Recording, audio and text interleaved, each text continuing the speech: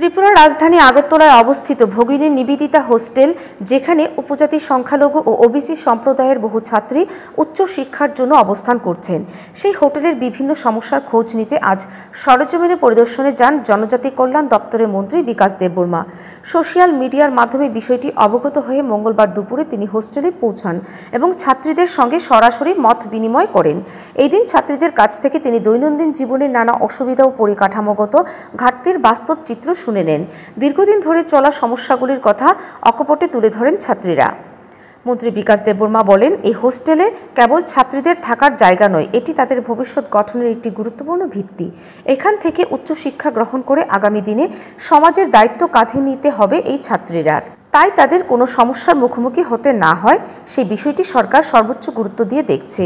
তিনি আরও আশ্বাস দেন, উত্থাপিত সমস্যাগুলি দ্রুত সমাধানের জন্য সংশ্লিষ্ট দপ্তরের আধিকারিকদের সঙ্গে তাৎক্ষণিকভাবে আলোচনা করা হবে। সরকারের লক্ষ্য হল ছাত্রীরা যাতে নিরাপদ, সুস্থ ও অনুকূল পরিবেশে থেকে পড়াশোনা চালিয়ে যেতে পারে, তার জন্য প্রয়োজনীয় সমস্ত পদক্ষেপ গ্রহণ করা।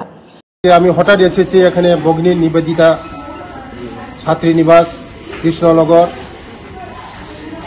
আমি সোশ্যাল মিডিয়ার মধ্যে কিছু আমি দেখছি, সংবাদ দেখার পরে আমি এখন হঠাৎ আমি এসেছি।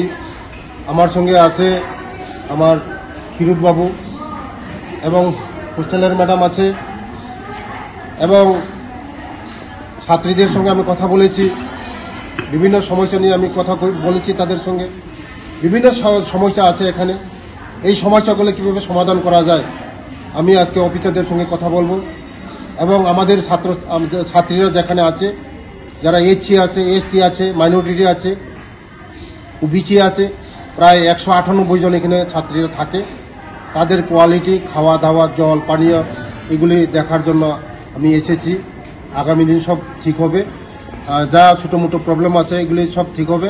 আগামী দিন আমাদের ছাত্রীরা কোনো অসুবিধা হবে না, আমি দেখতেছি। মন্ত্রীর এই আকস্মিক পরিদর্শনকে হোস্টেলের ছাত্রী ও অভিভাবকরা ইতিবাচক দৃষ্টিভঙ্গিতে দেখছেন। তাদের আশা, সরকারের উদ্যোগের ফলে অচিরেই ভগিনী নিবেদিতা হোস্টেলে একটি আদর্শ ও ছাত্রী বান্ধব পরিবেশ হিসেবে গড়ে উঠবে। ব্যুরো রিপোর্ট, ঋদ্ধি নেটওয়ার্ক।